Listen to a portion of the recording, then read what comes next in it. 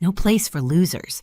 Those were my brother's exact words as he blocked the doorway on Christmas Eve. Behind him, the tree glowed. My mother clutched her wine and my father wouldn't even look at me. I stood there holding a bag of gifts for their kids. Gifts I'd spent weeks picking out while my brother smirked like he'd finally won. I didn't yell, I didn't cry. I just said, "You're right." That night, I made one quiet move that froze every payment, keeping his family afloat. And by New Year's, he was the one knocking on my door. Stay with me to know everything about us. I used to love Christmas. The lights, the cinnamon candles, the way snow softened even the ugliest corners of our street. It was the one day I could pretend our family was normal. But that illusion cracked years ago, slowly, almost gently, like ice splitting under your feet before you hear it break. Growing up, I was the fixer. If a bill was late, I paid it. If someone needed a ride, I dropped everything. When my brother Jacob and his wife Kelly fell behind on their mortgage, I sent money before they even asked. Back then, I told myself it was kindness. Maybe it was guilt. Maybe I just wanted to be seen as the daughter who held everything together. My parents encouraged it. "You've always been the responsible one," my mother would say, smiling in a way that looked like pride, but felt like relief. My father rarely said anything at all. He just handed Jacob another plate, another favor, another excuse. Over time, I stopped noticing how much I gave away. School tuition for the kids done. Utility bills covered. When Jacob lost another job, I wired money without thinking. The truth is, it was easier to pay than to argue. The funny part, they called it help, but it was really control, just not mine. Every time I bailed them out, I chained myself tighter to their approval. That's how it works in my family. Generosity is the leash and love is the treat. They dangle in front of you. This year was supposed to be different. For once, I'd planned early, bought thoughtful gifts, booked time off work, even baked the old sugar cookies my grandmother used to make. I imagined laughter, a fire, maybe forgiveness. Instead, I got Jacob's smirk and my mother's silence. No place for losers. Those words didn't just cut, they rearranged something inside me. On the drive home, the car felt heavier, with every turn the wrapped presents glowing faintly in the passenger seat, like reminders of how naive I'd been. By the time I parked outside my apartment, I wasn't crying. I was calm. Too calm. Because for the first time, I saw the truth. I hadn't been part of a family for years. I'd been part of a system that depended on me staying quiet. And this Christmas silence was about to sound very different. That night, I didn't sleep. The words replayed over and over, no place for losers, each one sharper than the last. I'd heard Jacob mock me before, but never like that. Never with the whole family watching. The part that hurt most wasn't his voice. It was my mother's silence. My father's eyes fixed on the floor. That silence said what none of them dared to. We agree with him. The next morning, I made coffee and sat at my kitchen table staring at the list I'd made a month ago. Christmas budget presents, shipping receipts, school fees. My handwriting looked foreign, like a stranger's desperate attempt to buy affection. I traced each line with my finger, realizing how much of my life was wrapped around Jacob's comfort. Every emergency payment had chipped away at my own. Then something inside me shifted. It wasn't anger, it was exhaustion. The kind that comes when you finally understand the rules of a game you never agreed to play. I opened my laptop and pulled up my accounts. There they were, transfers labeled, kids' tuition, daycare, grocery, top-up utilities.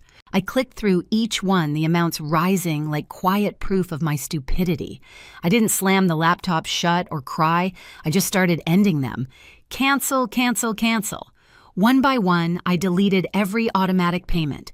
It took 5 minutes to undo 5 years. I expected to feel guilty. Instead, I felt light. The apartment seemed quieter, even the air warmer. I made another cup of coffee, stronger this time, and stood by the window watching flakes of snow swirl under the streetlights. For once, I wasn't thinking about who needed what or how to fix things. I was thinking about boundaries, how peaceful they sound when you finally draw one. By noon, I had packed the Christmas gifts into storage boxes and taped them shut. I didn't throw them away. I just couldn't look at them yet. Every ribbon, every tag felt like evidence from a crime I'd committed against myself. That afternoon, Jacob texted me.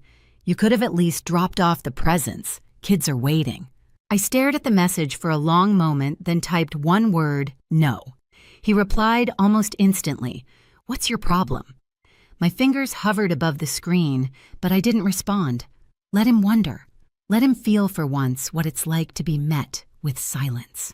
Jacob's silence lasted all of 2 days. By the third morning, my phone was vibrating nonstop. Calls, texts, voicemails. At first, they were polite. "Hey, what's going on?" Then desperate. "The rent's due. The kids need shoes." Finally angry, "You're selfish. You've changed." I didn't answer a single one. I just watched the notifications stack up one over the other, like proof that my worth to them had always been measured in dollars. When I left for work that morning, the city was covered in fresh snow.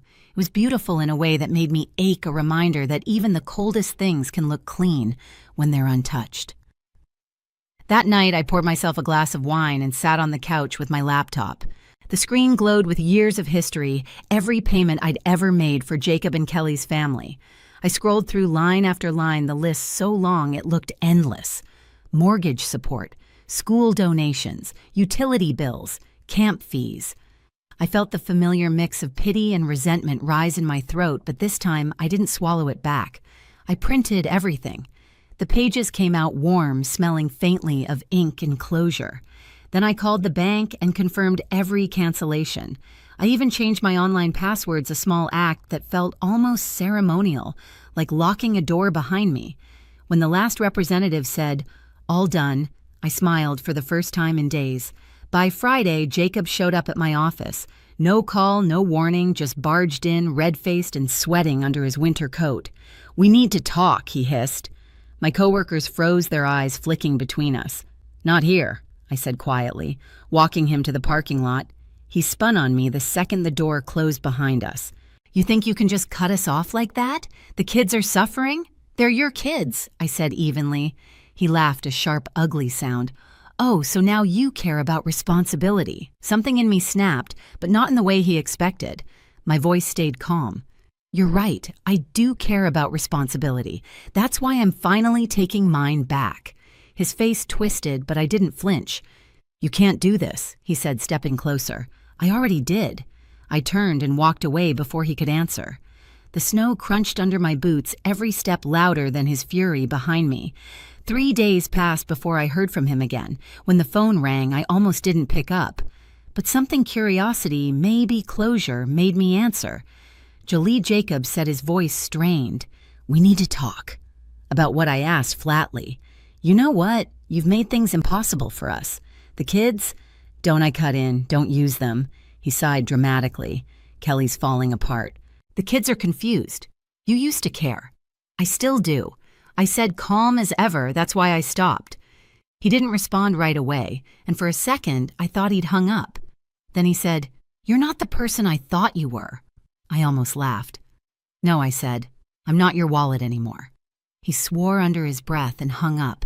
I thought that would be it. I was wrong. 2 nights later, there was a pounding on my door, hard, frantic, the kind that rattles your chest before your brain catches up. When I looked through the peephole, Jacob's face filled. It flushed and wild-eyed. I hesitated, but opened the door just enough to block it with my body. "What are you doing here?"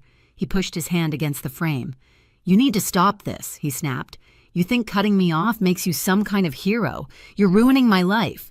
I crossed my arms. "You ruined your life just fine on your own." He stepped closer. "You have no idea what's happening. You can't just walk away from family." I almost smiled. "Family, is that what we are now? You call me a loser. Then remember, I'm family. When the bills show up." His jaw clenched, but before he could answer, Kelly's voice cut through the cold air from the sidewalk. "Jacob, stop!" He froze. She was standing a few feet away, her coat half-zipped, her face pale. Behind her, the car engine hummed softly. "Kelly, go home!" he barked. She didn't move.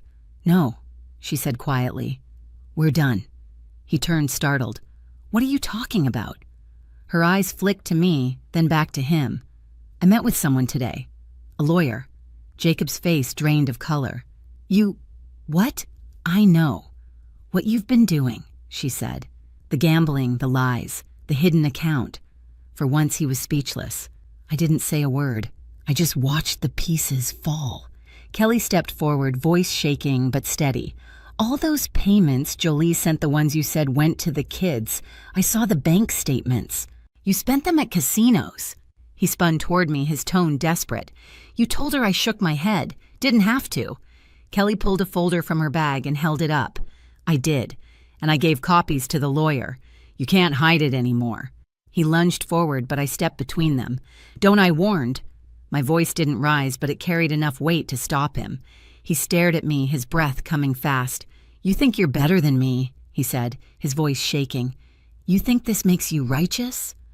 I took a slow breath, the cold biting my lungs. No, it makes me free.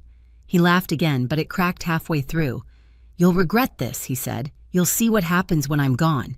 Kelly's voice was soft but firm. We already have. He looked between us, realizing for the first time that neither of us feared him anymore. Then he turned, shoved his hands into his coat pockets, and stormed off down the street. Kelly exhaled, trembling. I motioned her inside. She hesitated at the door like she wasn't sure she belonged. Come in, I said gently. You don't have to explain. Inside, the air was warm and still. I poured her tea, the cinnamon scent filling the room. She stared into the cup like she could see the years she'd lost. I should have said something that night, she whispered, when they called you a loser. You were surviving, I said. I get it. Tears filled her eyes. He kept saying you owed us, that you were lucky to have a family who needed you. I almost smiled at the irony. That's the thing about people like Jacob. They call it family when they're taking and betrayal when you stop giving. She nodded slowly. He's gone. I told him not to come home. Do you have somewhere to stay? She hesitated. I'll figure it out. You can stay here for now, I said. She looked up, startled. You do that? After everything, I'm not helping him anymore, I said softly. But I'll help you. That night, while Kelly slept on my couch, I sat by the window watching the snow fall. The city was quiet lights flickering through the white. For the first time in years, my apartment didn't feel empty. It felt earned. The next morning, I got a call from an unknown number. Ms. Hart, a man's voice said. This is Mark Dawson. I'm Kelly's lawyer. She gave me your contact info. Is she okay? I asked. She's fine, he said. But there's something you should see. It concerns your brother's use of funds. I think you'll want to be involved. When I met Mark later that day, he slid a folder across the desk. Inside were printouts, bank transfers, withdrawals, casino receipts, hotel charges. My money had built his double life. Kelly's moving forward with separation, Mark said. She's asked me to inform you in case Jacob tries to reach out again. I closed the folder slowly.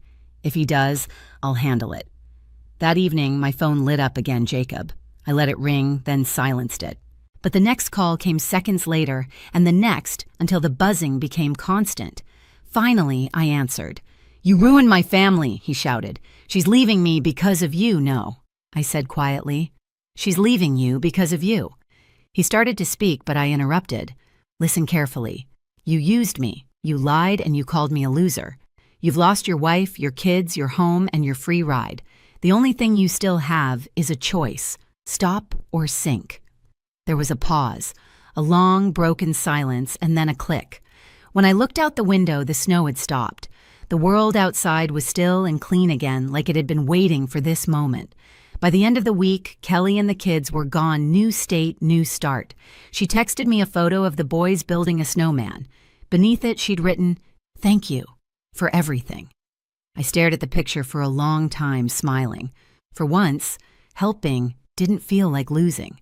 It felt like winning quietly. And Jacob, he didn't call again. But word traveled. He'd lost his job, defaulted on his mortgage, moved in with a friend who eventually kicked him out.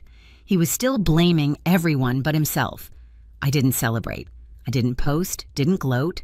I just deleted the last of our shared accounts, folded the final statement, and whispered to no one in particular.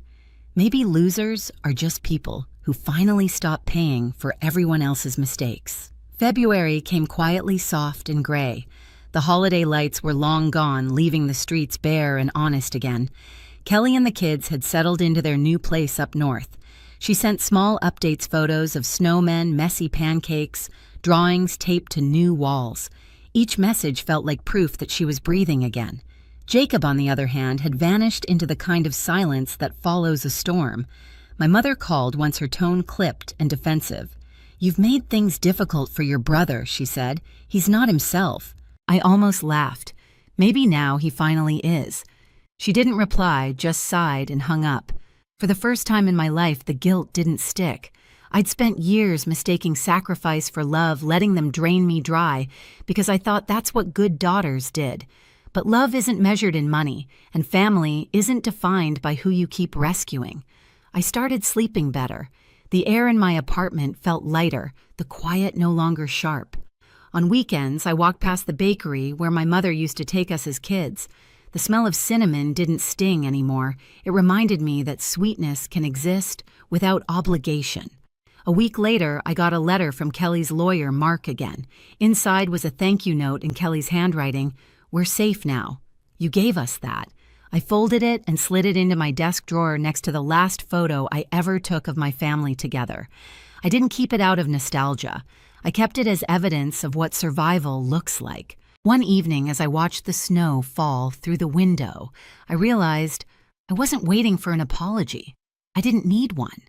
Some stories end quietly, not with revenge, but with peace. Outside, a car passed headlights sweeping across the glass. I caught my reflection in it, steady, calm, unrecognizable from the woman who once begged to belong. That was the night I understood the family I needed wasn't the one I lost. It was the one I finally built inside myself. A few weeks later, I dropped off the last box of Christmas decorations at the donation center. The clerk smiled and asked if I wanted a receipt. I told her no. I'd already kept what mattered the lesson. Driving home, I passed my parents' street. Their house looked smaller now, like a stage set after the play was over. I didn't stop.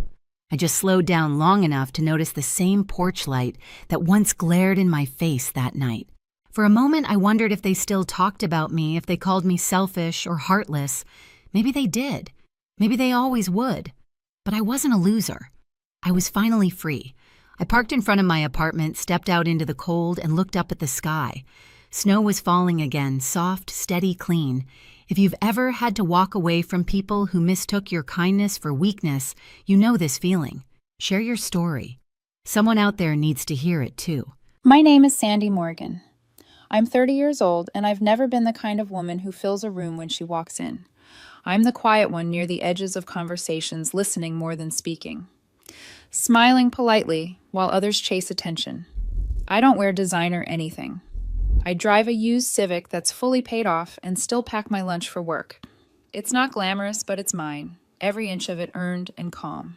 That calm was what I thought Andrew loved about me. When we first met, he said my steadiness made him feel safe. His last few relationships had been with people who treated life like a runway, loud, extravagant, always performing. He told me I was different. "Being with you feels like finally exhaling," he'd said once, half laughing into my hair. I believed him. We'd been together for about 3 years when the cracks began showing, not between us at first, but around us. Mostly his mother, Elaine. She was the kind of woman who turned every family event into a silent competition. Her voice was sugar-coated, but her eyes always measured. From the first moment we met, I knew she didn't think I belonged in their world.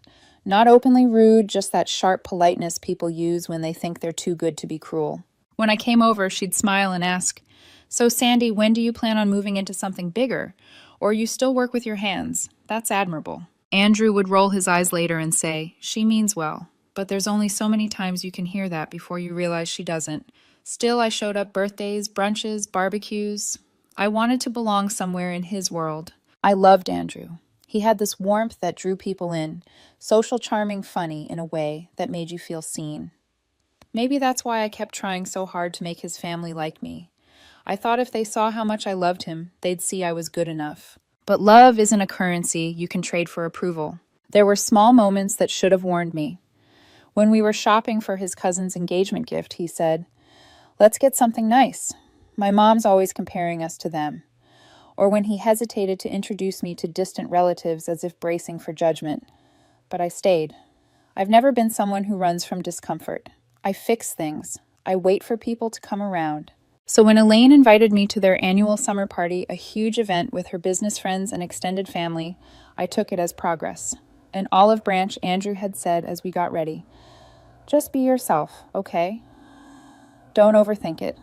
I smiled faintly. I'm always myself. He didn't answer. Maybe that should have been my first warning. Their house was the kind that whispers money without saying a word. 3 stories, all white stone and glass, the kind of modern minimalism that still somehow feels smug. Elaine greeted us at the door, air-kissed Andrew, and gave me the kind of smile people save for a waitress who brought the wrong order but still tried her best. Glad you could make it, Sandy, she said. We've got some real go-getters here tonight. Maybe you'll make a few connections. I'll do my best, I replied, not sure what that meant. Inside, everyone looked polished, the kind of people who introduce themselves with job titles first and names second. I stayed near Andrew, nodding through introductions, laughing where appropriate. It was fine for a while, surface-level conversations about wine travel and who's doing what now. Andrew thrived in it. I could see the pride in Elaine's eyes as her son charmed everyone in sight. He looked like he belonged. And me, I was background decor, pleasant, forgettable. After dinner, the mood turned hazy, people half drunk, half bored. I was stacking plates, trying to help, when Elaine's voice sliced through the chatter like a knife. Andrew, sweetheart, come here a moment, she called, clinking her wine glass. Her voice carried across the patio, drawing everyone's attention. Andrew hesitated but obeyed. I stayed near the table, still holding a plate, watching as she smiled at him, then at her guests. You really do light up a room, darling, she said. You've always been the ambitious one, the handsome one. Her voice was syrupy sweet. You know, people always say men should date up, but you. She turned toward me, her smile freezing into something sharper. You shouldn't have to settle. Laughter, nervous, scattered. Someone coughed. My heart stopped. Andrew's expression flickered. Embarrassment, guilt, confusion. But he said nothing. I put the plate down, slowly. Mom, don't, Andrew muttered under his breath. Elaine only waved him off. Oh, I'm just teasing, everyone's thinking it. She looked straight at me, eyes glinting. Honey, you're a 10. You don't need to settle for her 6. Time slowed. I could feel every eye on me, the soft music fading into silence. The words landed like a slap, not because they were cruel, but because Andrew didn't stop her. He just stood there, shifting uncomfortably, as if silence could make it disappear. Elaine sipped her wine, satisfied. Don't be so sensitive, dear, she added, still smiling at me. It was just a joke. I met her gaze calm but unflinching. You're right, Elaine, I said quietly. Your son shouldn't have to settle. Then I looked at Andrew. Congratulations, you've got your 10. And I walked away. The laughter didn't follow me this time, just the brittle hush of polite people pretending nothing had happened. The drive home was silent. No music, no tears, no anger, just that hollow stillness that comes when something breaks clean. When I parked, I sat there for a long time, hands on the steering wheel. The humiliation wasn't what hurt most. It was the realization that Andrew's silence wasn't shock, it was agreement. My phone buzzed with his messages hours later. Sandy, you overreacted. She was joking. Please don't make this bigger than it is. Sandy, you embarrass me. Everyone's talking about how you stormed off. I read them both and turned the phone face down on the counter. That night I slept better than I had in months, because for the first time I wasn't trying to belong somewhere I was never meant to be. The next morning, sunlight slipped through the blinds like nothing had happened. I stood in my kitchen with a mug of coffee trying to decide whether I still cared. My phone buzzed again. Andrew. No good morning, no apology, just, can we talk? A few hours later, I heard the familiar sound of his key turning in the lock. He hadn't waited for me to answer. That was Andrew, always confident that he could talk his way through anything. He walked in with the same easy posture he used in board meetings, trying to appear calm but failing. So that's it, he asked, tossing his keys onto the counter. You just walk out of a family event and ignore me all night. I didn't look up from my laptop. You let your mom humiliate me in front of 20 people. She was drunk, he said quickly. You know how she gets. You didn't even defend me. He sighed like I was being unreasonable. I didn't want to make it worse. If I'd said something, it would have turned into a scene. I closed my laptop slowly. It already was a scene, Andrew. You just didn't want to be the one in it. For the first time, he hesitated. That brief flicker of guilt in his eyes almost gave me hope, but it vanished just as fast. You're overreacting, he said. She was being an idiot, but everyone knows she runs her mouth. You can't just storm out like that and make me look crazy in front of my family. That word me. Everything was always about him. I said nothing. The silence stretched until even he started fidgeting. Then softer, he added, "You know she doesn't mean it. She just wants what's best for me." That was the moment it hit me. He actually believed that. I stood calm but cold. "You think what's best for you is someone else," I said quietly. "That's fine. But you don't get to keep me around as your backup plan while your mother shops for upgrades." His mouth opened, then closed. "Oh my God, that's not—" "Save it," I said, raising a hand. "I'm not angry, Andrew. I just finally get it. You and I were never in the same relationship. I was building something real, and you were curating an image." He blinked, stunned by the steadiness in my voice. I wasn't yelling, and that unnerved him. "So what?" he asked, incredulous. "You're breaking up with me over my mother." I met his eyes. "No, because of your silence." The air went still. He stared, then scoffed, reaching for his jacket. "You'll regret this," he said flatly. "Not every guy would put up with—" I cut him off with a faint smile. "You're right. Not every guy would." He didn't have a response to that. The door slammed behind him, and the echo lingered long after his footsteps faded. The following weeks were quiet in a way that felt almost sacred. My apartment stopped feeling like a place I shared. It became mine. I changed my number, deleted his photos, and scrubbed his name from my playlists. But every now and then, a memory would drift in a late-night drive, his laugh, the way he used to trace patterns on my arm. Grief doesn't always roar. Sometimes it sighs softly, pretending to be nostalgia. One evening, as I was rearranging my bookshelves, my phone lit up with an unknown number. A text. "Hope you're happy. Mom feels awful. You could at least be mature about this." I didn't reply. Some silences are kinder than explanations. Over time, something shifted inside me. The quiet stopped feeling empty. It started feeling peaceful. I found new routines: Sunday hikes, homemade dinners, long phone calls with friends I'd slowly lost touch with. They told me I seemed lighter. I didn't tell them how good it felt to finally breathe without walking on someone else's eggshells. Sometimes I'd catch myself wondering if Andrew ever looked back, if he missed the version of himself who didn't need to impress anyone. But then I'd remember that people like him don't look back. They look around, constantly measuring what's next. 3 months after the breakup, I saw Elaine again. It was at a cafe near my office. She was sitting by the window, sipping tea, perfectly composed as always. When she noticed me, her smile flickered. "Sandy," she said, standing, "you look well." I smiled politely. "I am." She hesitated, clearly searching for the right tone. "Andrew mentioned you've moved on." I raised an eyebrow. "Good for him." Her voice softened, almost conspiratorial. "Between you and me, I think he rushed into his new relationship. But she's lovely, really. Comes from a wonderful family." There it was, the subtext. "See, he's still doing better without you." I nodded. "Of course. That's what matters, right?" For the first time, I saw a flicker of something in her face. Uncertainty, maybe. A small crack in that perfect mask. I didn't wait for her to recover. I wished her a pleasant day and left. Walking home, I realized I no longer felt bitterness, just clarity. Elaine hadn't humiliated me by accident. She'd done it to test me, to see if I'd stand up for myself or shrink back into silence. I'd passed a test I never signed up for, just not in the way she expected. And Andrew, he'd failed in a way only a man too afraid of losing approval can fail, by saying nothing when it mattered most. I went home that evening, lit a candle, poured myself a glass of wine, and opened my journal. I wrote one line across the page. Silence can be cruel, but sometimes it's the only language peace speaks. 3 months. That's how long it took before I saw his name again.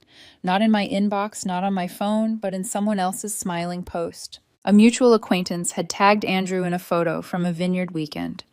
Him and a woman I didn't recognize, arms wrapped around each other, all filtered sunlight and expensive happiness. Her name was Isabel. I clicked once, twice, and there it was, endless photos of perfection.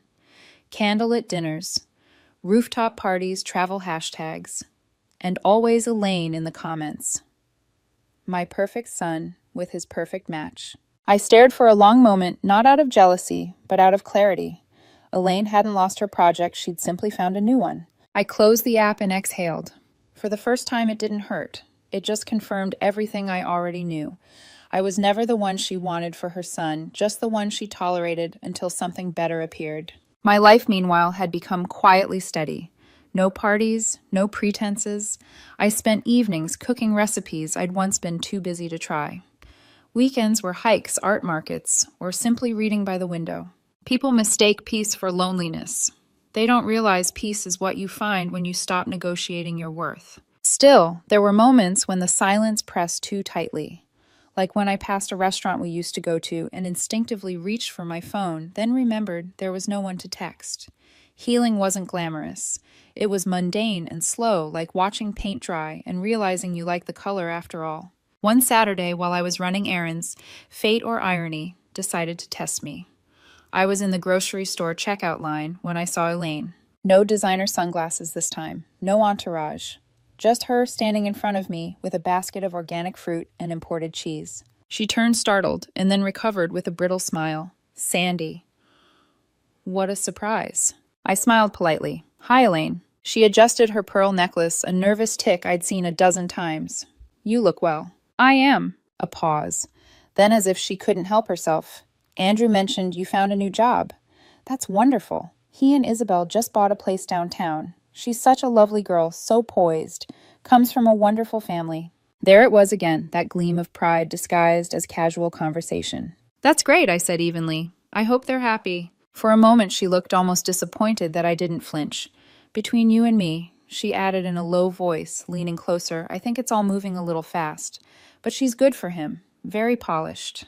Ambitious. I'm sure she is. I handed my groceries to the cashier and smiled.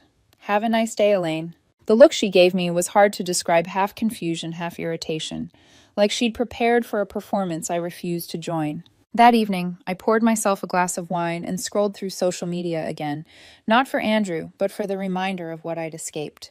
The photos were endless boat trips, designer clothes, champagne brunches, but behind all that gloss, something felt strained, posed. Every caption from Isabel sounded rehearsed. So proud of my man, power couple goals. Andrew looked stiff, the kind of smile you give a camera, not a person. I clicked out of the app. I'd seen enough. Weeks passed. The air grew warmer, the days longer. My apartment began to feel less like a place I'd retreated to and more like a space I'd built. I started a new project at work, something I'd been too afraid to apply for before. My coworkers respected me for my focus, my calm under pressure. The very traits Elaine once called uninspired were now my biggest strengths. I was rediscovering myself in quiet ways, buying fresh flowers, repainting my living room, even taking a weekend pottery class. Each small act felt like reclaiming ground I hadn't realized I'd given away. Then one morning my phone buzzed with a notification that made my stomach drop. Andrew Thompson tagged in a news article. I almost didn't click, but curiosity, cruel and familiar, won. The headline read, "Local investment firm under investigation for fraud and client misconduct." And there in the photo was Isabel's boyfriend, Ethan, the man Andrew's family had celebrated so proudly for months, the one Elaine had once called a real 10.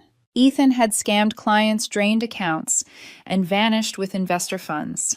And guess whose name appeared as a corporate liaison on one of the company's documents, Andrew's. I stared at the screen, stunned but not shocked. For years, Elaine had measured people by their polish, their income, their posture at dinner tables.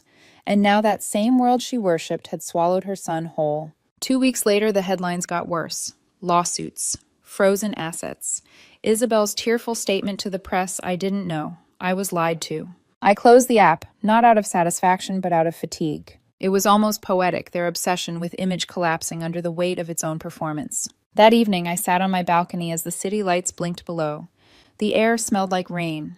I thought of Andrew, not the man Elaine wanted him to be, but the boy I'd once loved, the one who found peace in my calm. He'd traded peace for approval, and approval, it turned out, was the most expensive currency of all. I raised my glass quietly to the night.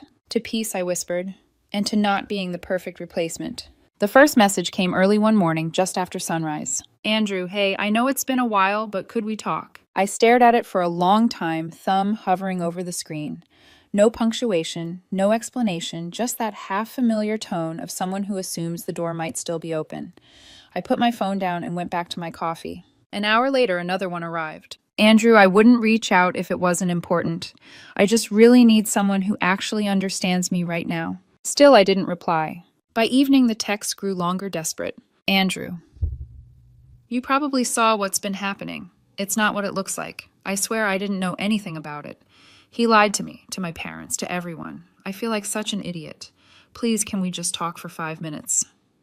You were always the only one who really cared. That line, "you were always the only one who really cared," felt like bait, and once I would have taken it. But silence had become my armor. I didn't block him. I didn't respond. I just let the messages sit there blinking quietly on my screen like echoes of the person I used to be. 3 days later, I woke to a missed call, 2:14 a.m., then another at 3:07, and a voice message. Curiosity is a cruel thing. You know you shouldn't, but you press play anyway. His voice was uneven, somewhere between guilt and panic. "I didn't listen to you, and I should have. You were right about everything. He took money from my parents. My mom's panicking. I don't know what to do. Please, Sandy, just call me back." I listened once, then again, then deleted it. Not out of anger, but because the version of me who might have cared didn't live here anymore. A week passed before I saw Elaine again. It was at a small cafe near my office, the kind of place she'd once dismissed as quaint. I almost didn't recognize her at first. Gone were the pearls, the perfect blowout, the air of untouchable pride.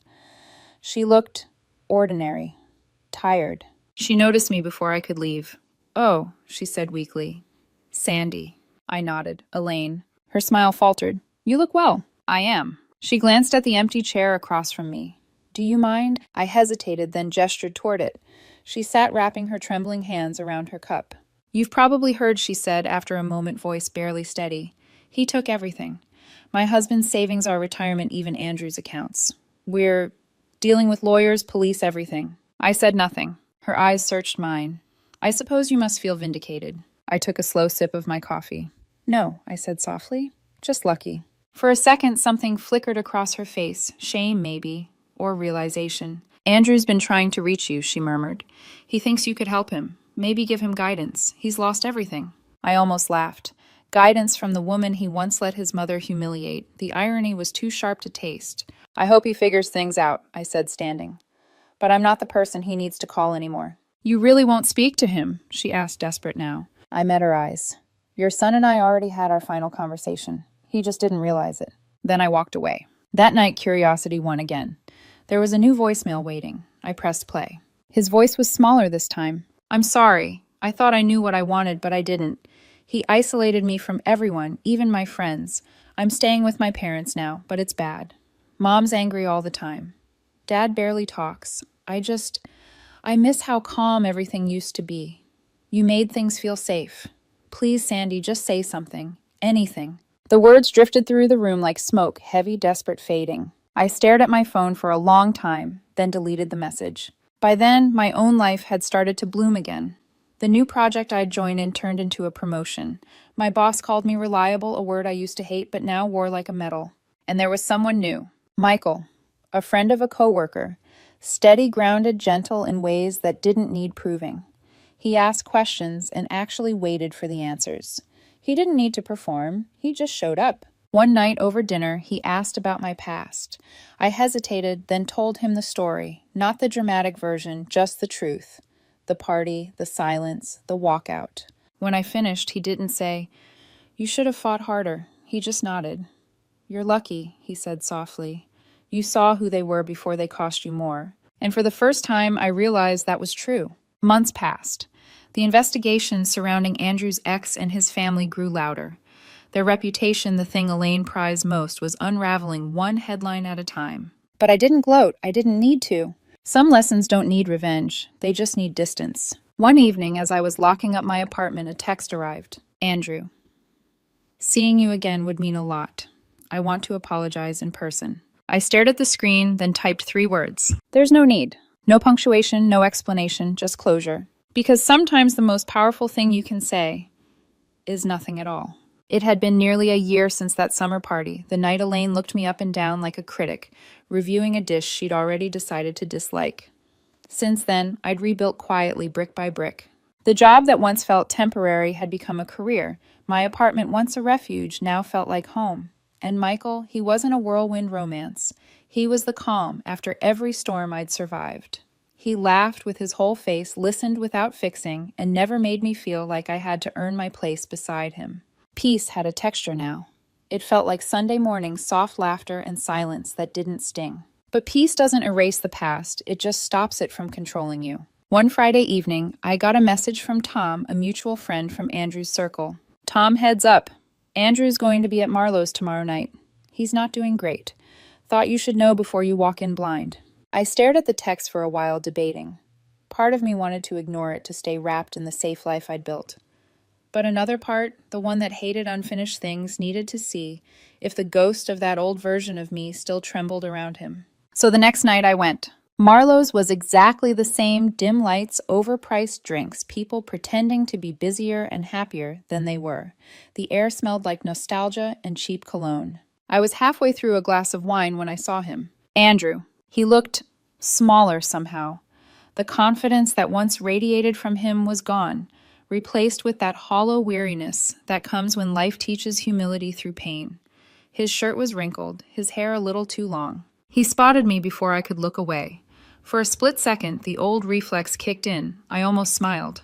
But then he started walking over and I remembered why I shouldn't. Sandy, he said softly, like he wasn't sure he had the right to say my name. Andrew. He stopped himself. You look really good. I am, I said simply. We stood there for a moment, the silence thick with everything we'd left unsaid. Then he motioned toward a quiet booth. Against my better judgment, I followed. He didn't waste time pretending. You probably think I deserve everything that's happened. I swirled the last of my wine. I don't think about you much at all. That stung. I saw it in his eyes. He leaned forward, voice cracking. He lied to me, Sandy. To everyone. Took money from my parents, from me. I feel so stupid. I thought I was doing the right thing, finally living up to what they wanted. And now, he laughed bitterly. Now they won't even look at me.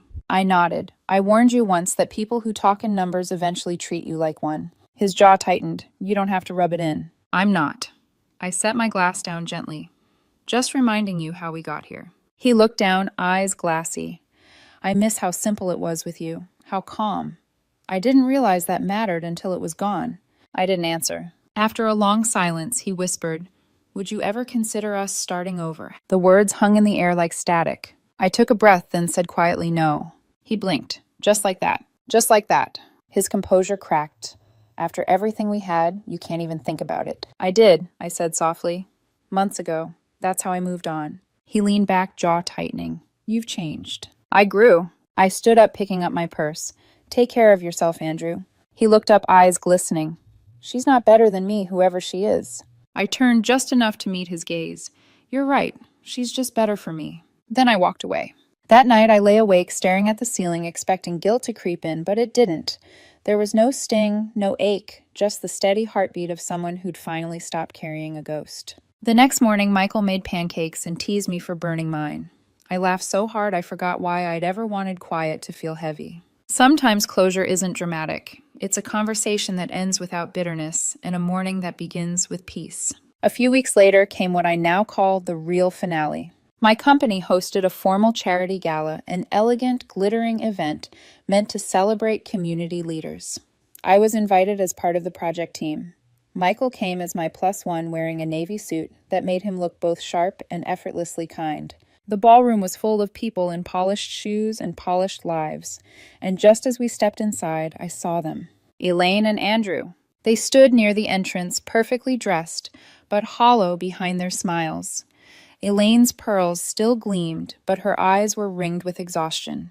Andrew's charm had dulled into something quieter, almost hesitant. Elaine saw me first. Sandy, she said stiffly, voice too smooth to hide the tension.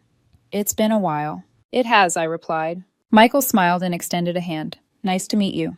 Elaine blinked, caught off guard by his warmth. You're very lovely, she said automatically. Thank you, Michael replied with an easy grin. Sandy's told me you have quite the eye for people. For a moment, Elaine didn't know whether she'd been complimented or reminded. Andrew shifted beside her, voice barely a whisper. How have you been? Good, I said simply. Better than ever. The silence after that was real, the kind that carries truth instead of tension. Elaine muttered something about needing a drink and disappeared into the crowd. Andrew lingered, looking down at the floor. You really did move on, he said quietly. I told you I would. She seems kind. She is. He nodded, tears threatening, but never falling. You always wanted simple, didn't you? No, I said gently. I wanted peace. There's a difference. He swallowed hard. I hope you're happy. I am. And that was it, the last truth between us. Later that night, Michael and I stood on the balcony overlooking the city lights. He wrapped his arm around my waist, his touch steady grounding. Inside, the laughter and music swelled.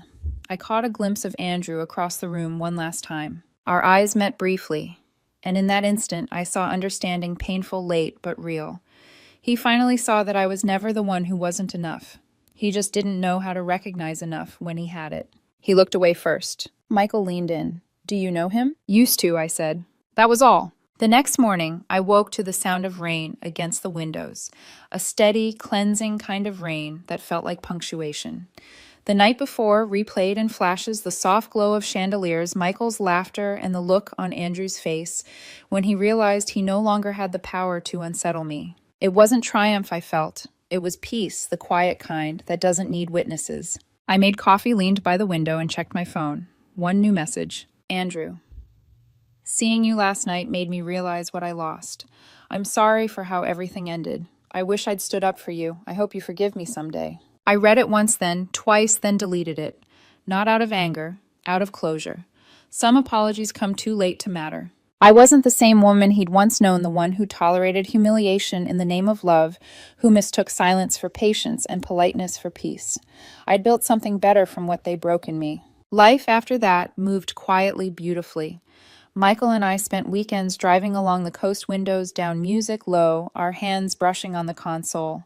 He never asked about the past again, and I never felt the need to bring it up.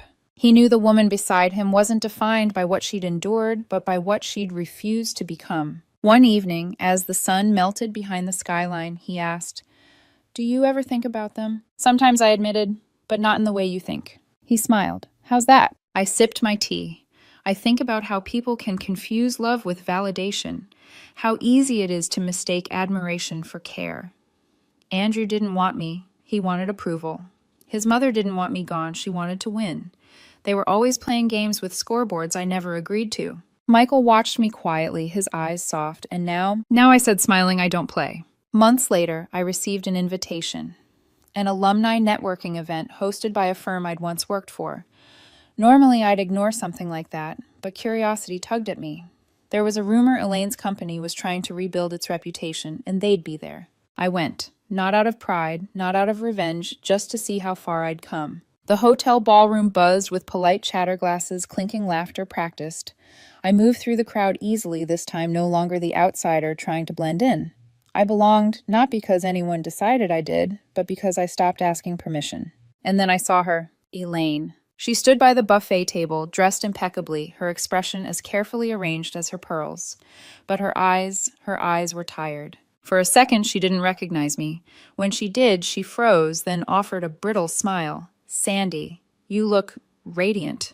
"Thank you," I said. "You too." She blinked, unsure how to respond. "You must be doing well." "I am." A long silence stretched between us, an echo of every dinner, every judgment, every unspoken dismissal. Finally, she said quietly, "I misjudged you." The words hung there like a fragile truce. I smiled faintly. "No, you just didn't see me clearly." She nodded, eyes glistening but refusing to break. "You were always different." "Different isn't bad," I said gently. "Sometimes it's just enough." For the first time since I'd known her, Elaine looked small, not because of what she'd lost, but because she finally understood what she'd tried to measure couldn't be measured at all. She excused herself, retreating to the safety of familiar voices. I didn't watch her go. That night, driving home, the city lights blurred in the rain. Michael reached over, resting his hand on mine. "You okay?" he asked. I nodded. "Better than ever." He smiled. "You've got that faraway look again." Thinking about her. About all of it, I admitted. How people like Elaine and Andrew live their lives constantly rating everyone around them. And how freeing it is to finally stop asking for a score. Michael squeezed my hand. "So what's your score now?" I smiled at the road ahead, unrated. When we got home, I changed into pajamas, washed off the makeup, and looked at my reflection. For years, I had measured my worth through the eyes of people who only saw value in appearances. Now my reflection wasn't flawless, but it was real. Peace doesn't come from being chosen. It comes from choosing yourself. I turned off the lights, curled up beside Michael, and listened to the rain soften outside. The past had finally quieted. The lesson had settled. Because sometimes the best thing you can do for someone who tried to measure your worth is become impossible to compare. My name is Alexandra Campbell, and I'm 35 years old. For most of my life, people have described me as steady, the type who pays bills on time, keeps promises, and remembers to buy milk before it runs out. I used to think that was a compliment. Stability, after all, is what everyone says they want until they find it boring. That was exactly what happened with Harry. I met him 5 years ago at a friend's birthday barbecue. It was one of those early spring evenings, air still cold enough for jackets, but the light stretching longer than you expect. He was laughing with a small group near the grill sleeves, rolled up in hands moving animatedly as he told a story about freelancing for a small design agency. He had that type of charm that feels unintentional, messy hair, worn denim paint smudges on his fingers. I remember thinking he looked like someone who'd never missed a sunset. We hit it off quickly. I worked in software development, a far cry from his world of sketches and brand concepts, but our differences fascinated him. He said he loved how grounded I was, that my calmness made him feel safe. At the time, that felt like the beginning of something real. For the first 2 years, we were inseparable.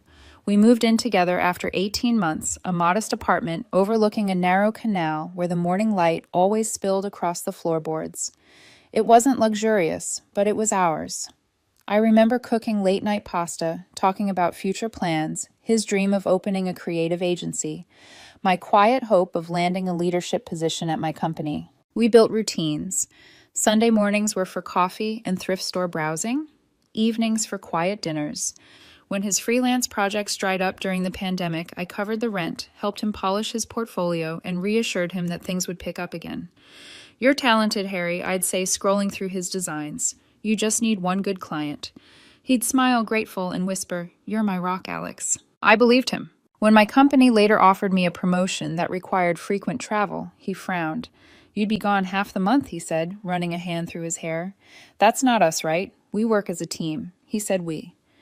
And just like that, I turned it down. It felt right at the time. Love meant compromise, didn't it? Only later did I realize the sacrifices weren't shared. Things started to change around year 3. Harry landed a job at a sleek new design firm downtown. He came home buzzing with ideas and names I didn't know. One kept resurfacing: Maya. "She's brilliant," he said one night, tossing his sketchbook on the couch. "Totally fearless with her concepts. You'd like her." At first, I did like the way he talked about her. His enthusiasm was contagious. But slowly, his stories started to include details that didn't feel like just work.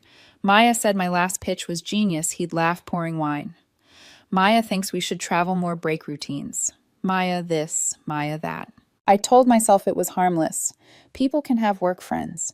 Yet something in the tone of his voice and unconscious admiration made me uneasy. Then came the late nights. At first, it was last-minute deadlines, client presentations, team brainstorming. But one night, as I was washing dishes, his phone lit up with a message preview. "Maya. Still can't stop laughing about that thing you said." I remember standing there, hands dripping soap, heart sinking into the tiled floor. When he got home, I asked gently, "Hey, what's so funny?" He blinked too quickly. "What?" The text from Maya. He shrugged. "Oh, that. Just an inside joke. Don't overthink it." He kissed my cheek, walked to the bedroom, and I stood in the kitchen, listening to the sound of his phone buzzing again. Another message, another laugh, another piece of my peace chipping away. In the following weeks, he became more distracted. We'd be out at dinner, and he'd casually mention Maya found this new rooftop bar, apparently the best view in the city. Then a small sigh. "We should do things like that, be more spontaneous." I'd smile tightly, stirring my drink, feeling the invisible comparison land like a bruise. Our conversations grew shorter. My attempts to connect, asking about his day, cooking his favorite meals, were met with distant nods. His eyes were elsewhere, often on his phone. When I asked if something was wrong, he'd sigh. "Nothing's wrong, Alex. You don't get the creative grind." One night I tried again. "You're always at the office lately. Everything okay?" He set down his fork, annoyed. "Can you not turn this into an interrogation? Maya and I are working on a big campaign. It's important. I wasn't accusing you. Alex, you can't tell me who to be friends with." That sentence hung in the air like a slap I couldn't dodge. I said nothing, just nodded silently, replaying the word friends in my mind until it lost all meaning. The next week, my manager called me into a meeting. London's opening up again, she said, and we need someone steady to lead the integration team. You're the first name on my list. My heart jumped. London. The opportunity I'd once given up. That evening I told Harry over dinner, they want me to transfer to London. It's a big step, more responsibility, more pay. He froze mid-bite. London. That's far, I know, but it's a huge opportunity. He set his fork down slowly. You'd be gone all the time. We'd barely see each other. This isn't us. Maybe it's just temporary. I could fly back often. He shook his head, voice soft but sharp. If you love me, you'll stay. I stared at him, trying to read the sincerity beneath his calm expression. He reached for my hand. We can build something amazing here, Alex. Don't throw it away for some job. And like before, I nodded, convincing myself this was commitment, not control. That night, as I stared at the dark ceiling beside his sleeping form, something inside me cracked. For the first time, I wondered if we meant me bending until I broke. I didn't know it yet, but that was the beginning of the end. The start of the storm I refused to see coming. They say heartbreak doesn't happen in one moment, it seeps in quietly like water through cracks. You didn't notice until the floor collapses. For me, it began with laughter. Not mine, his. Harry's phone would light up with messages from Maya, and I'd hear him chuckle softly under his breath, thumb gliding across the screen. The kind of laugh that once belonged to our private jokes. I tried not to look, not to ask, but curiosity is a cruel companion when love starts to fade. Everything okay? I asked one evening, leaning against the doorway. Yeah, he said, smiling at his screen. Just Maya. She found this meme about client feedback. You wouldn't get it. It's a design thing. The tone was casual, dismissive, the kind that shuts you out gently enough to make you doubt yourself. I walked away pretending I didn't hear my heart whisper, she's already inside the space that used to be yours. Over the next few weeks, the signs multiplied like shadows under a flickering light. He started dressing differently. Fitted shirts, that new cologne I'd never smelled before. He worked later, came home later, texted more, smiled less. When he did talk to me, it was always half present. His eyes never quite met mine. I tried to stay calm. I told myself every couple goes through rough patches. Still, the emptiness grew louder each day. One Friday night, after another long work session, Harry came home past midnight. I was on the couch, pretending to watch TV. Hey, I said softly. Long night. He dropped his bag with a sigh. Yeah, campaign's brutal. You could have called. He looked up, frowning. Alex. I'm exhausted. Can we not do this right now? Do what? Talk? He rubbed his temples. God, you're making something out of nothing again. Harry, He cut me off, voice sharp now. You can't tell me who I can be friends with. Okay. Maya and I work well together. You should be happy for me instead of acting paranoid. It was such a strange word, paranoid, because in that moment I realized that's how he saw me now. Not as his partner, but as an obstacle. I didn't respond. Just nodded, walked into the kitchen, and poured a glass of water to hide the shaking in my hands. That night I lay awake long after he fell asleep beside me, staring at the faint glow of his phone on the nightstand. I thought about opening it. The temptation was suffocating, but I didn't. Not yet. Some part of me still wanted to believe him, still wanted to believe us. The following week, he was invited to a weekend retreat with his team. Work bonding, he said casually, tossing a duffel bag over his shoulder. We're staying at a villa Maya's friend owns. I forced a smile. Sounds fun. He grinned, kissed my cheek, and added, Try not to worry, okay? I didn't respond, just nodded, and watched him walk away. That weekend was endless. The flat was too quiet. I cleaned, cooked, scrolled through social media, anything to distract myself from the creeping sense of humiliation. I didn't find photos, but there were hints. Maya's post of a bonfire, a man's silhouette reflected in her sunglasses. The comments filled in the blanks. You two are unstoppable. Dream team. When Harry came home Sunday night, I asked him how it was. Great, he said simply. Maya's ideas really pushed the campaign forward. I laughed softly. You mention her like she's your creative soulmate. He smiled faintly, not catching the irony. Maybe she is, at least professionally. That was the first time I felt something die quietly inside me. A few days later, my manager pulled me aside again at work. Alex London's still on the table, she said.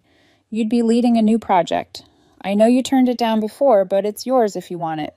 I smiled politely. Can I think about it? Of course. Just don't take too long. It's a career maker. That night I told Harry about the offer again. This time his reaction was different. Seriously, London again. He laughed dryly. Are you trying to run away? Run away, I repeated. It's a promotion. I thought you'd be happy for me. He shrugged. It's just, we're already stretched thin. A long distance thing. That's not us. Maybe it could be temporary, I suggested. I'd fly home often. He leaned back, arms crossed. Alex, you're not listening. You always think you can control everything, the outcome, the timing, me. You need to relax. His words landed like tiny cuts, deliberate but disguised as concern. I'm not trying to control you, I said quietly. I just want us both to grow, he smirked. Grow separately, you mean? That night, as I stood at the window watching the city lights ripple across the canal, something in me began to shift. For the first time, I saw the imbalance clearly, how much I'd given up, how much he'd taken for granted. I remembered the promotion I'd declined, before how proud he'd looked when I'd said no. And now I wondered if pride was all it ever was. The following weekend, he announced casually that he'd be working late again. I didn't ask with whom. Instead, I made myself dinner set 2 plates and sat alone in the dim light. The food went cold before I touched it. Hours later, I heard the door open. He stumbled in, smelling faintly of cologne, not the one I'd bought him, but something sharper, unfamiliar. I looked up. You smell different. He blinked unbothered. Probably Maya's perfume. We were reviewing some designs up close. She's kind of hands-on. The laugh that followed was meant to sound innocent, but to me it sounded like mockery. I nodded, swallowed the ache in my throat, and said softly, Right, hands-on. He didn't notice the crack in my voice. Or maybe he did and didn't care. By Monday, the distance between us felt physical. We still lived together, but it was like sharing a space with a ghost. He scrolled through his phone during meals, slept with his back turned, and barely acknowledged my presence. One evening, I opened the curtains to find the city reflected in the glass, his reflection beside mine. 2 people standing close, yet galaxies apart. That was when I knew I wasn't losing him. He was already gone. And the only person I could blame for staying too long was me. The truth didn't arrive like lightning. It came quietly on a random Wednesday evening while I was trying to make dinner. Harry had left his tablet on the coffee table screen, glowing faintly with incoming notifications. I wasn't snooping. I wasn't looking for trouble. I just needed the recipe I'd saved on our shared account. But when I tapped the browser, a chat window popped up, not hidden, not even locked, and there it was. Maya. Can't stop thinking about last night. You taste like guilt in coffee. My hands went cold. My first instinct wasn't anger, it was disbelief. A surreal stillness, like the air before a storm. I scrolled further against every instinct begging me not to. Harry, you're trouble, but the best kind. Maya. If she finds out Harry? She won't. She's too trusting. That line hit harder than any confession. She's too trusting. I closed the tablet carefully as if roughness might break something even more fragile, the last illusion that we were still us. My chest tightened, breath shallow. The apartment once our cozy haven suddenly felt like a stranger's house filled with echoes I no longer recognized. When Harry came home later that night, he smelled like rain and someone else's perfume.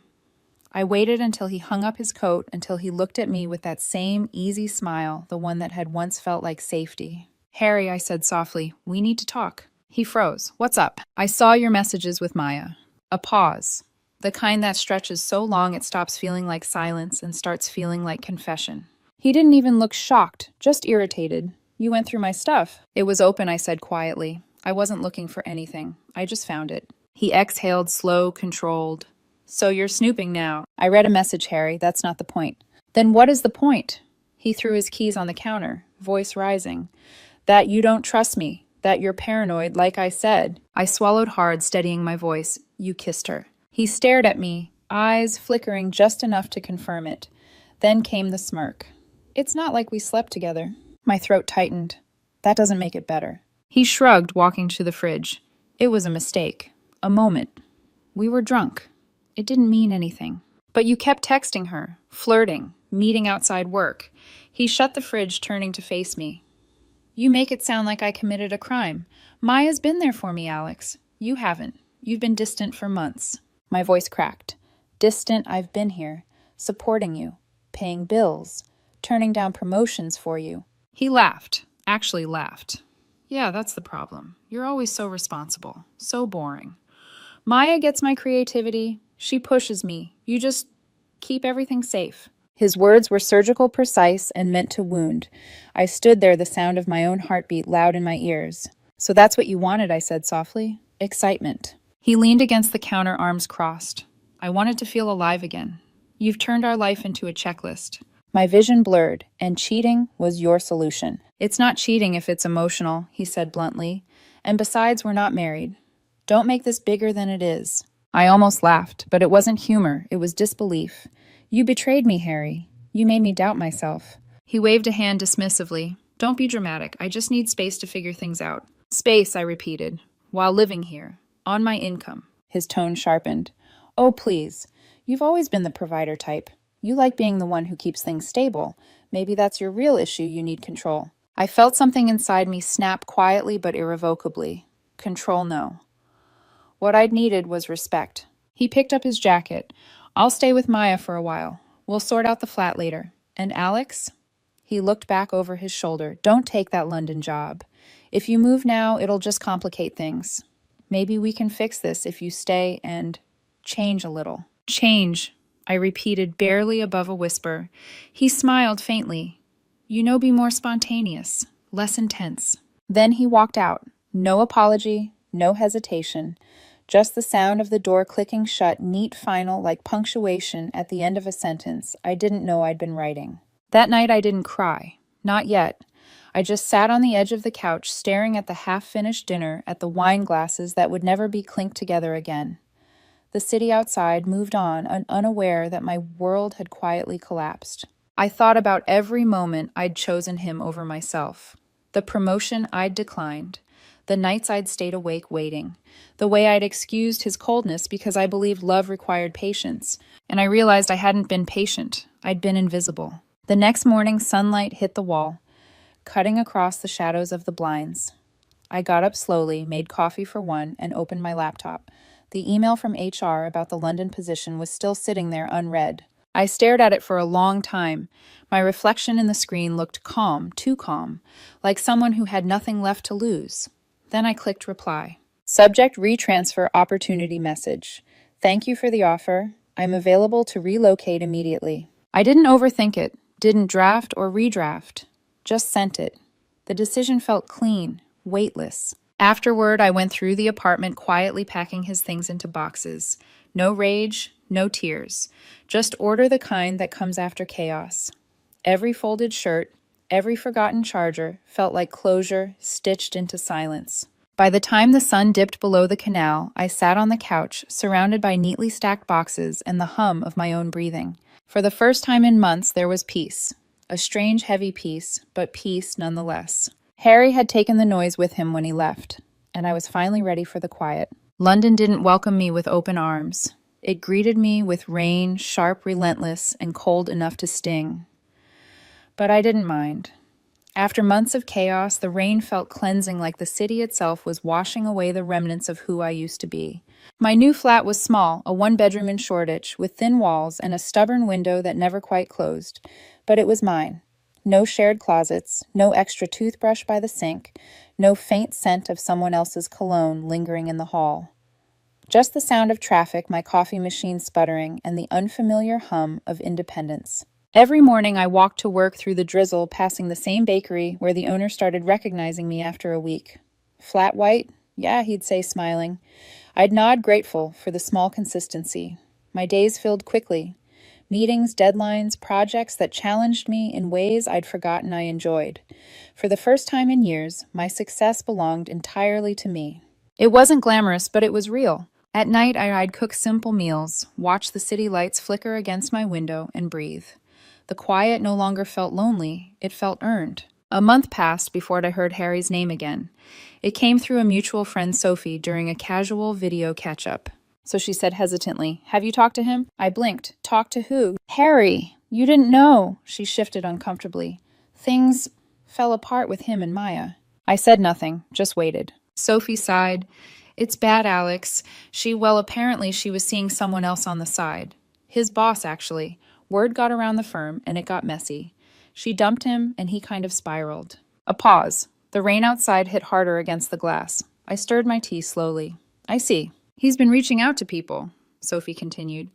Says he misses you. Regrets everything. I gave a faint smile. People always regret when their chaos stops feeling like freedom. Sophie didn't know what to say after that. The call ended soon after, but her words lingered like static in my mind. In the following weeks, I started hearing fragments of Harry's downfall through mutual circles.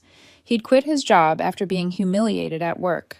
Maya had drained their joint account, leaving him with rent he couldn't afford. Rumors swirled debts fights a shouting match outside the agency that made it to social media. It was poetic in a cruel way. The creative muse he'd left me for had turned his life into the chaos he thought he wanted. I didn't gloat. I didn't post a single thing about it. Instead, I focused on my new project, an AI integration rollout that earned our department praise. My boss even mentioned a potential promotion during a team dinner. You've got a steady hand, Alex, he said. When others panic, you stay calm. I smiled. It's a skill I learned the hard way. London became more than a city. It became a mirror. Every street reminded me how far I'd come. The woman who once begged for scraps of attention was gone. The one who replaced her, the woman who woke up before dawn to jog along the Thames, who laughed with coworkers over late-night takeout, who no longer waited for anyone's approval, she felt alive. One Saturday, I walked past a park near my flat. A couple sat on a bench laughing over a shared sandwich. Something in the sight hit me unexpectedly. Not pain, not envy, just realization. I'd spent years mistaking familiarity for love. But love wasn't about who you stayed for. It was about who didn't make you shrink to stay. I went home that evening and deleted the last photo I had of Harry, the one I'd kept out of habit. His face smiled up at me from the screen, confident, carefree. I pressed delete. The screen went black. For the first time, I didn't feel empty afterward. A few days later, I got a message from another old acquaintance, Claire, one of Harry's college friends. Hey, Alex. Just wanted to say you handled everything with grace. I wish he'd realized what he lost before it was too late. I stared at the message for a long time before replying. He didn't lose me. He let go of me. There's a difference. I didn't mean it as bitterness, just truth. By the second month in London, my life had become steady again, the kind of stability Harry once called boring. But to me, it felt like strength. My routines were quiet, my friendships deepening. I wasn't healing for his sake anymore. I was rebuilding because I finally remembered what peace felt like. Sometimes I'd walk along the bridge after work, watching the water shimmer under the city lights.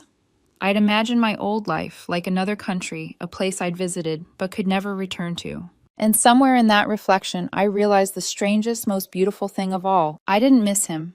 I missed who I was before I met him, and I was becoming her again. One evening, as I prepared dinner, my phone buzzed. A name flashed across the screen, unknown number. I stared at it for a moment. Didn't answer. A few seconds later, a voicemail appeared. Curiosity won for half a heartbeat. I pressed play. Harry's voice. Hey, Alex, it's me. Just wanted to check in. Hope you're doing well. Maybe we could talk sometime. His tone was soft, almost rehearsed, the kind of voice people use when they're testing if the door is still open. I deleted it before it finished. Then I poured a glass of wine, sat by the window, and smiled at the skyline. For the first time, I understood what freedom truly meant. It wasn't about running away, it was about finally standing still and realizing you survived. And this time I wasn't surviving despite him. I was thriving without him. The first message came on a Sunday morning. I was watering my small collection of plants, enjoying the rare London sunlight spilling through the kitchen window. My phone buzzed with a notification, an unknown number. Harry, hey. I know you probably don't want to hear from me, but I miss you. Can we talk? I stared at the screen for a long moment, then simply turned it face down on the counter. It buzzed again. Please, Alex, just 5 minutes. I didn't reply.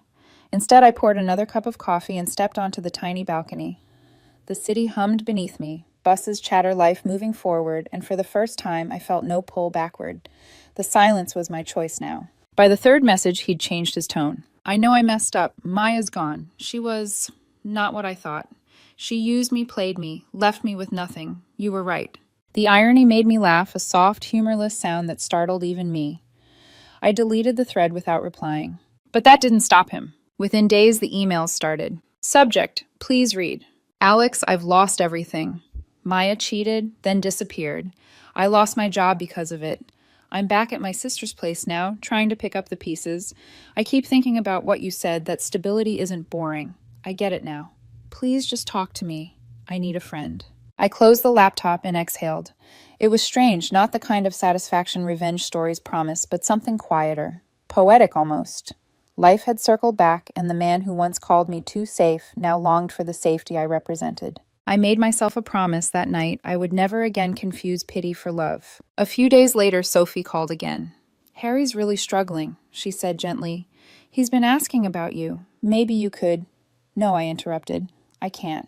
I get that. But he's a mess, Alex. He's not eating, not working. He made choices," I said quietly. "Now he's living with them."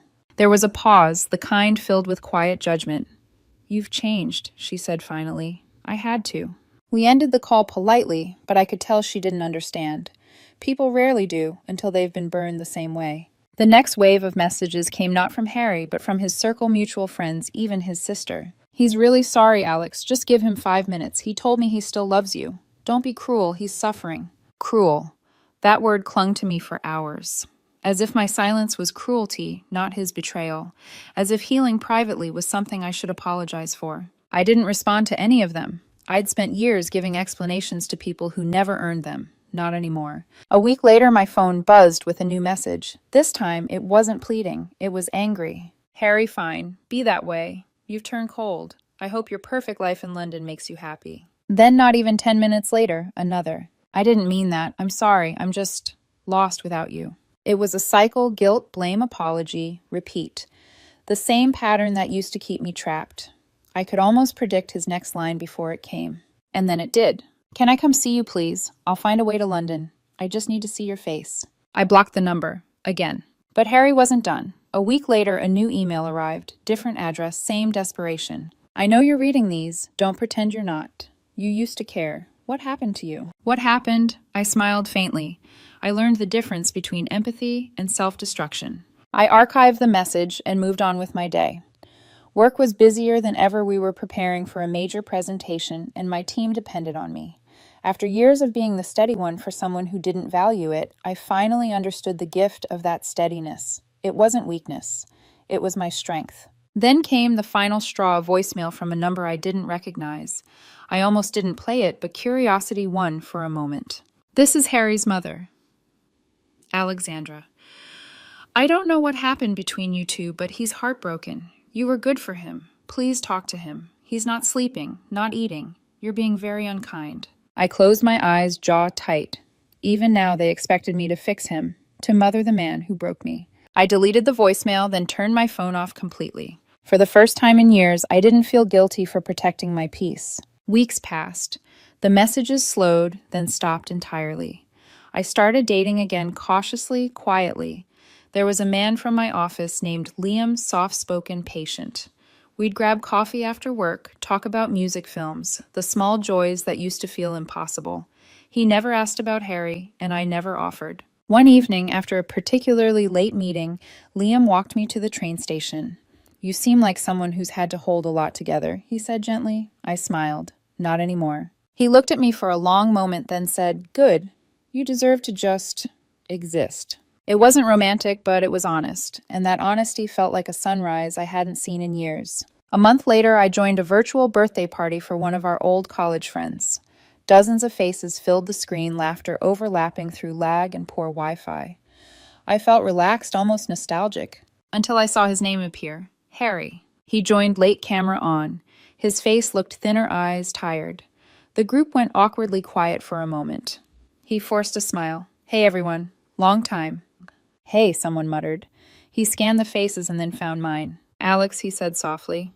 "You look good." I nodded once. "Thanks." The conversation stumbled along, forced and polite. When the call ended, a private message from him popped up. "Can we talk, please? Just for a minute." I stared at it. Then I did what I'd learned to do best: nothing. Because silence, I'd come to understand, wasn't coldness. It was closure. After that video call, the silence between us became its own kind of final chapter. I thought that would be the end, but karma, I've learned, doesn't end neatly. It unfolds slowly and mercilessly until the lesson is complete. 2 weeks after the call, another message appeared in my inbox. A new email again, same pleading tone, same excuses dressed as apologies. Alex, I know you probably hate me. I deserve that. But I'm not asking for forgiveness, just a chance to say this in person. I'm in London next week. Let me take you to coffee, please. I read it once, then minimized the screen. I had a big presentation that day, one I'd been preparing for weeks. Harry's words didn't even sting anymore. They just sounded small. The difference between us had become so vast it was almost unrecognizable. But curiosity, that old ghost, lingered. And part of me, not the wounded part, but the human part, wanted to look him in the eyes one last time to see what remained of the man I'd once loved. So I agreed. We met in a small cafe off Regent Street. Neutral ground, neutral time, early morning, before the city fully woke. He was already there when I arrived, hunched over a cup of coffee that had gone cold. For a moment, I barely recognized him. His once carefree face was drawn thinner, his hair unkempt, his posture heavy. He looked up when I entered, relief flooding his features. Alex, he stood awkwardly. You came. I nodded. 10 minutes. He tried to smile, but it faltered. You look incredible. London suits you. Thanks, I said, simply sitting down. What do you want to say? He hesitated, hands trembling slightly. I'm sorry. For everything. For what I did. What I said. You didn't deserve any of it. I stared at him unmoved. You're right. I didn't. He swallowed hard. I thought I needed excitement, something new. But all I did was destroy the only real thing I ever had. Maya. I raised a hand. I don't need to hear about her. He nodded quickly. Right. I lost everything, Alex. My job, my place, my confidence. I'm trying to start over, but it's hard. You always made things feel easy. You made me feel grounded. I sipped my coffee. You didn't want grounded. You called it boring. He winced. I know. I was arrogant. I thought stability meant settling, but now I see it's the only thing that lasts. His voice cracked slightly, but I didn't feel pity.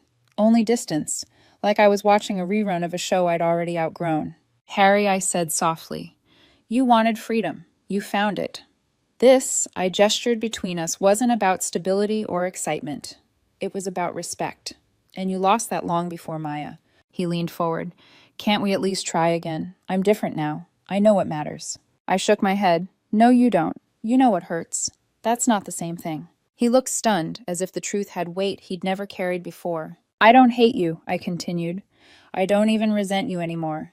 But I'm not your safety net. I'm not the person you crawl back to when the thrill dies. Please, Alex, don't say that. I have to, I said quietly. Because if I don't, you'll think there's still a chance. There isn't.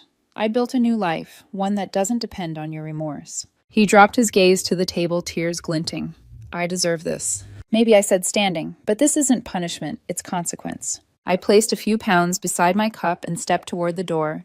Behind me, I heard him whisper, You're really not coming back, are you? I turned slightly. I already did for myself. And then I left. That afternoon, I walked along the Thames, wind catching my hair, the city alive around me. The encounter didn't leave me shaken. It left me clear. Harry had been the storm, but I was the calm that followed. For the first time, I realized I wasn't defined by what I'd endured, but by what I'd refused to become. In the weeks that followed, I deleted the last traces of him, emails, numbers, the hidden folder of old photos. Gone. I started saying yes to new things, an art exhibit with Liam, a weekend trip to Brighton, even an open mic night where I read a short piece about starting over. When I finished reading, the audience applauded softly, and I felt something I hadn't in years light. Months passed, and life didn't just return to normal. It became better. I got promoted. My new flat had bigger windows, a small balcony overlooking the city lights. Liam and I grew closer quietly, without rush or need to fill silences with promises. Sometimes I'd catch my reflection and think she looks like peace. And then one night, as I sat writing at my desk, a thought came uninvited. Would Harry ever truly understand what he'd lost? I smiled faintly. Maybe he would. Maybe he wouldn't. Either way, it didn't matter. Because closure isn't something you get from the person who broke you. It's something you give yourself when you finally stop waiting for them to understand. If you're reading this, wondering whether to stay, to fix, to fight, listen carefully. Love that asks you to shrink isn't love. Respect that must be begged isn't respect. And silence when it comes from strength isn't cold, it's power. Sometimes walking away isn't the end of the story. Sometimes it's where the real one begins.